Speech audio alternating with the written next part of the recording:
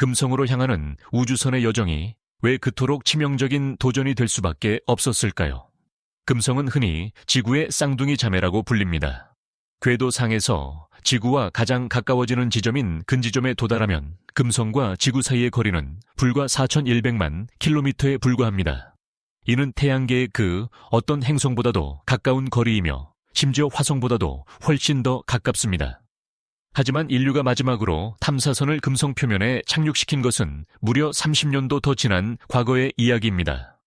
그리고 2026년인 지금 이 순간까지도 금성 표면에서 활동 중인 탐사선은 단 한 대도 존재하지 않습니다.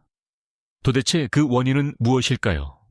무엇이 우리로 하여금 지난 30년이 넘는 긴 시간 동안 금성 탐사를 멈추게 만든 것일까요? 이 영상에서 그 뒤에 숨겨진 진실을 파헤쳐 보겠습니다. 시작하기 전에 우주의 미스터리를 사랑하신다면 코스믹 디스커버리 채널의 구독 버튼을 누르고 알림 설정을 켜주세요. 앞으로 펼쳐질 흥미로운 우주 이야기를 절대 놓치지 마시길 바랍니다. 금성은 아주 오래전부터 지구의 자매 혹은 쌍둥이 행성으로 알려져 왔습니다.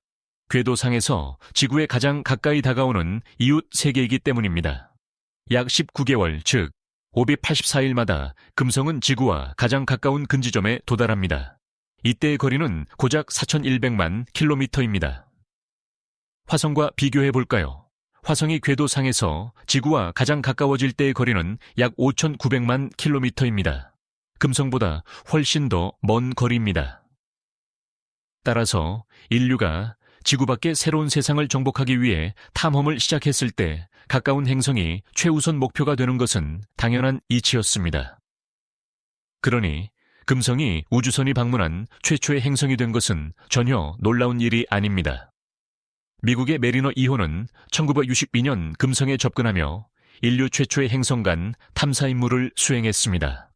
그로부터 얼마 뒤인 1970년 소련의 베네라 7호는 금성 표면에 성공적으로 착륙한 최초의 착륙선이 되었습니다. 역사상 총 10대의 착륙선이 금성 표면에 소프트 랜딩, 즉 연착륙에 성공했습니다.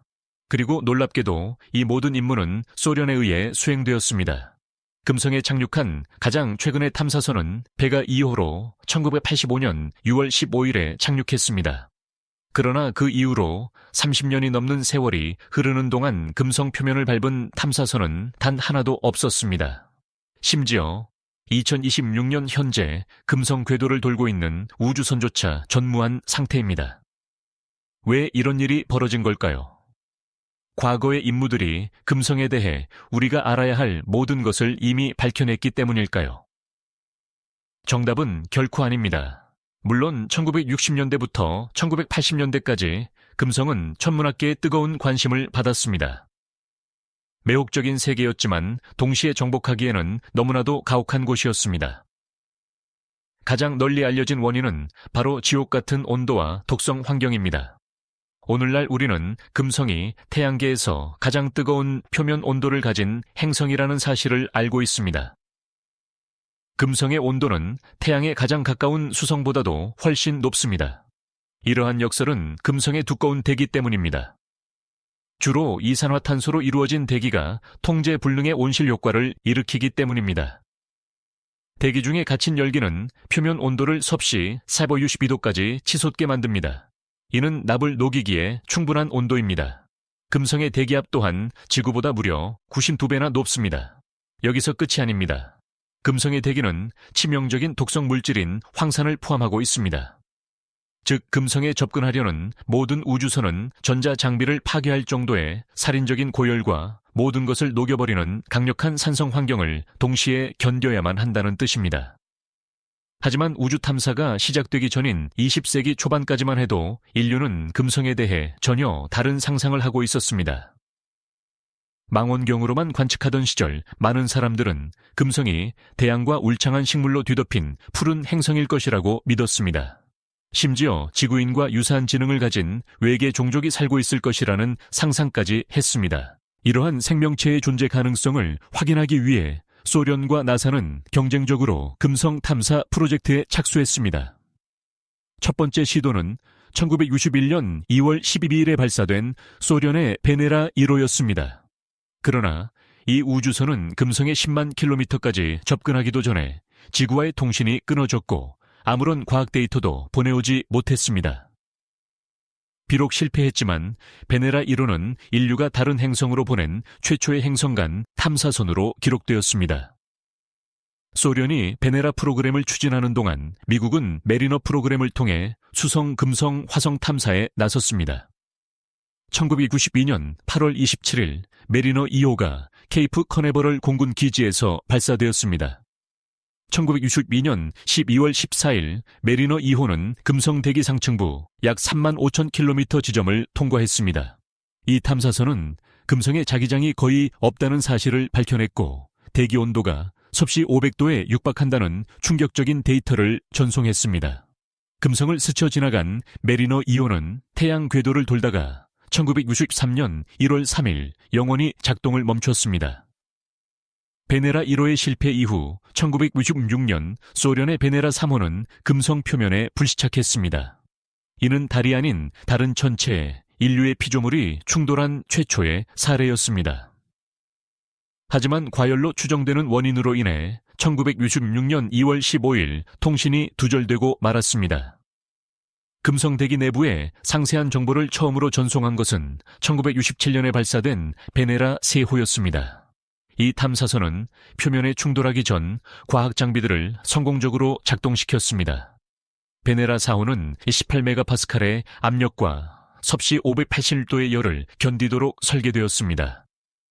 관측 결과 금성의 표면 온도는 섭씨 500도에 가까웠으며 이는 메리너 2호의 관측보다 더 높은 수치였습니다. 또한 대기의 95%가 이산화탄소라는 사실도 밝혀냈습니다.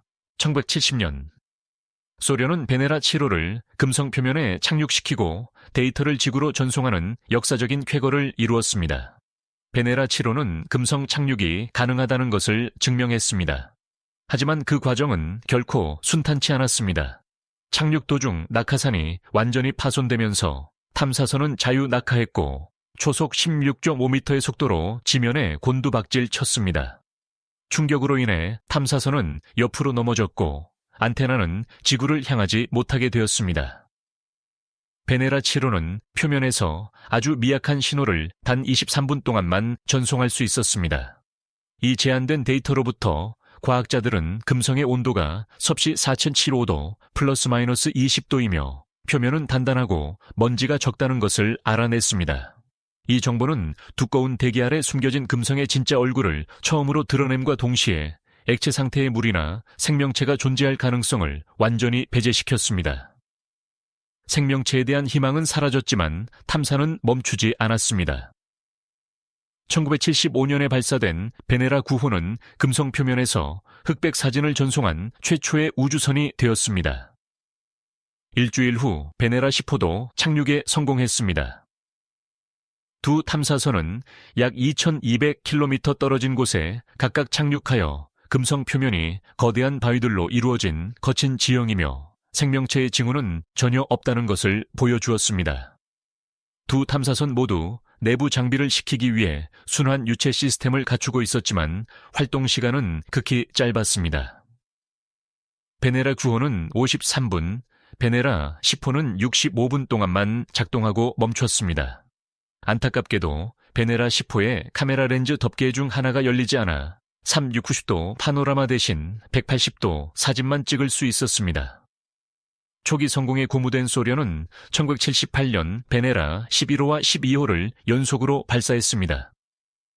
두 탐사선 모두 착륙에는 성공했지만 착륙 과정에서 카메라 렌즈 보호 덮개가 열리지 않는 치명적인 결함이 발생했습니다. 대기와 표면, 환경에 대한 일부 데이터는 얻었지만 지구로 전송된 사진은 단 한 장도 없었습니다. 참으로 안타까운 실패였습니다. 그러나 포기하지 않은 소련은 1981년 발사창이 열리는 시기를 이용해 베네라 13호와 14호를 보냈습니다. 이는 금성 탐사 프로그램의 중요한 전환점이었습니다. 두 착륙선 모두 완벽하게 작동하여 컬러 필터로 촬영한 금성의 첫 컬러 사진을 전송했습니다. 덕분에 과학자들은 태양계의 지옥이라 불리는 행성의 지형과 표면 구조 그리고 구성 물질을 비로소 선명하게 확인할 수 있었습니다. 이어서 1913년부터 1914년까지 소련은 베네라 15호와 16호를 금성 궤도에 진입시켰습니다. 이들의 주 임무는 합성 개구 레이더를 사용하여 두꺼운 구름을 뚫고 금성 표면의 약 25%를 상세하게 지도로 만드는 것이었습니다. 이 데이터는 금성의 지형 고원, 화산, 그리고 지각 구조에 대한 근본적인 이해를 제공했습니다. 베네라 15호와 16호의 임무를 끝으로 소련 역사상 가장 야심차고 성공적이었던 베네라 프로그램은 막을 내렸습니다. 하지만 1986년 소련은 베가 프로그램을 통해 연구를 이어갔습니다. 베가 1호와 2호는 금성 대기에 탐사기구를 투하하여 대기 구조와 바람 등을 분석한 뒤 헨리 해성을 향해 날아가는 이례적인 이중 탐사 임무를 수행했습니다. 2006년 4월 유럽 우주국이 쏘아올린 비너스 익스프레스가 금성 궤도에 진입했습니다. 약 10년 동안 활동하며 이 탐사선은 금성의 두꺼운 대기와 초고속 바람 그리고 기후 구조에 대한 전례 없는 관측 데이터를 보내왔습니다. 2014년 12월 임무 종료가 선언되었고 2015년 1월 탐사선은 금성 대기로 뛰어들며 산화했습니다. 비슷한 시기에 메신저호가 다른 목적지로 가는 도중 금성을 스쳐 지나가며 데이터를 수집하기도 했습니다. 하지만 2025년 현재까지 금성은 침묵에 잠겨 있습니다. 금성 주변에서 직접 활동하는 우주선은 더 이상 없습니다.